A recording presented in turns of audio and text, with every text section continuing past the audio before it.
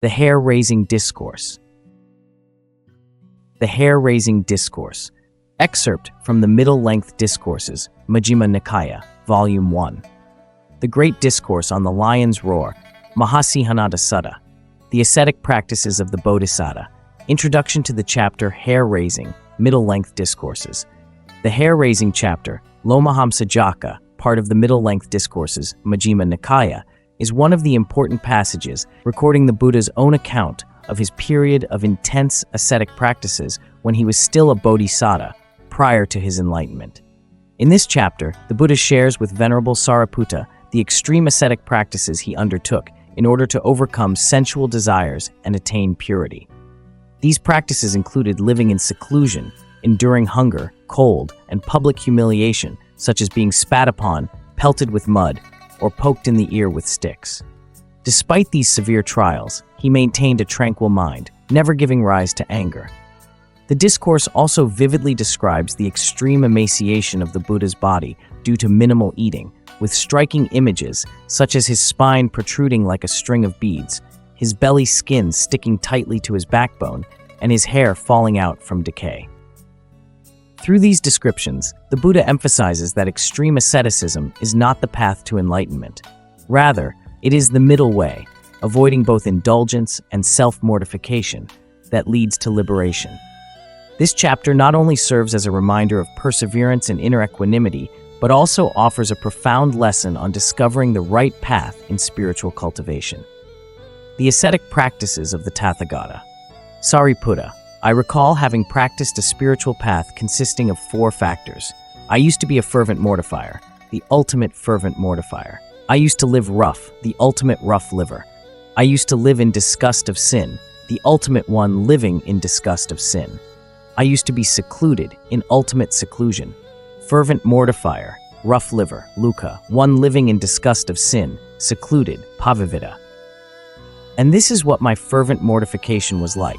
I went naked, ignoring conventions. I licked my hands and didn't come or stop when asked. I didn't consent to food brought to me, or food prepared specially for me, or an invitation for a meal.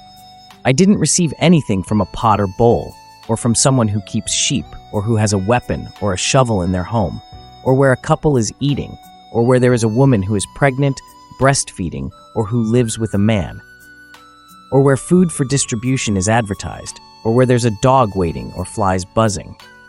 I accepted no fish or meat or beer or wine, and drank no fermented gruel. I went to just one house for alms, taking just 1 mouthful, or 2 houses and 2 mouthfuls, up to 7 houses and 7 mouthfuls. I fed on 1 saucer a day, 2 saucers a day, up to 7 saucers a day. I ate once a day, once every 2nd day, up to once a week, and so on, even up to once a fortnight. I lived committed to the practice of eating food at set intervals.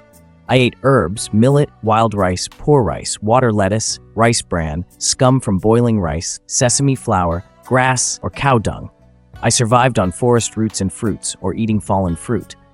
It is not easy to meaningfully distinguish the various kinds of grain. I wore robes of sun hemp, mixed hemp, corpse-wrapping cloth, rags, lawed tree bark, antelope hide, whole or in strips, kusa grass, bark, wood chips, human hair, horsetail hair, or owl's wings. I tore out hair and beard, committed to this practice. Jain ascetics tear out their hair at ordination rather than shaving. I constantly stood, refusing seats. Remaining in one posture for months or years at a time is one of the most difficult practices. I squatted, committed to the endeavor of squatting. I lay on a mat of thorns, making a mat of thorns my bed. I was devoted to ritual bathing 3 times a day, including the evening, and so I lived committed to practicing these various ways of mortifying and tormenting the body. Such was my practice of fervent mortification. And this is what my rough living was like. The dust and dirt built up on my body over many years until it started flaking off. It's like the trunk of a pale moon ebony tree, which builds up bark over many years until it starts flaking off. But it didn't occur to me, oh, this dust and dirt must be rubbed off by my hand or another's. That didn't occur to me. Such was my rough living. And this is what my living in disgust of sin was like. I'd step forward or back ever so mindfully, so I was full of pity regarding even a drop of water, thinking, may I not injure any little creatures on unclear ground. To this day, Jain ascetics carry a soft broom to gently sweep away any insects in their path. Such was my living in disgust of sin. I would plunge deep into a wilderness region and stay there. When I saw a cowherd or a shepherd, or someone gathering grass or sticks or a lumberjack, I'd flee from forest to forest, from thicket to thicket, from valley to valley, from uplands to uplands. Why is that? So that I wouldn't see them, nor they me. I fled like a wild deer seeing a human being. Such was my practice of seclusion. I would go on all fours into the cow pens after the cattle had left and eat the dung of the young suckling calves. As long as my own urine and excrement lasted, I would even eat that. Such was my eating of most unnatural things. I would plunge deep into an awe-inspiring forest grove and stay there.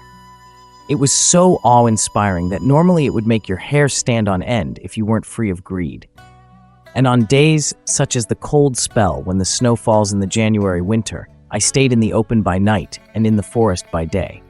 But in the last month of summer, I'd stay in the open by day and in the forest by night. And then these verses, which were neither supernaturally inspired nor learned before in the past, occurred to me, scorched and frozen, alone in the awe-inspiring forest. Naked, no fire to sit beside, the sage still pursues his quest.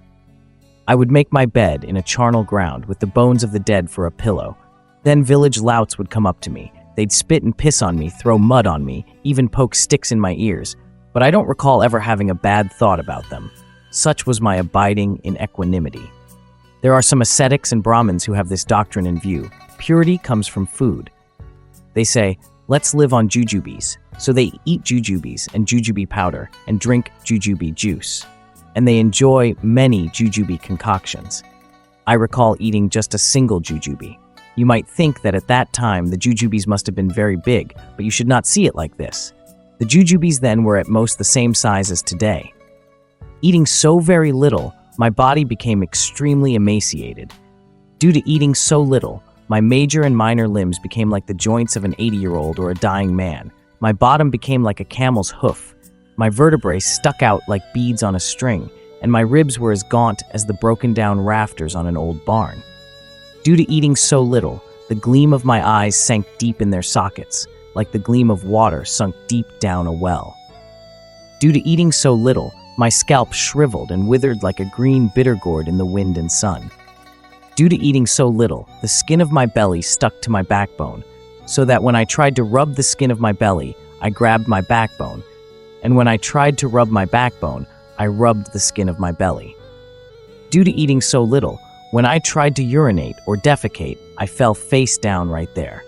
Due to eating so little, when I tried to relieve my body by rubbing my limbs with my hands, the hair, rotted at its roots, fell out. But Sāriputta, I did not achieve any superhuman distinction in knowledge and vision worthy of the noble ones by that conduct, that practice, that grueling work.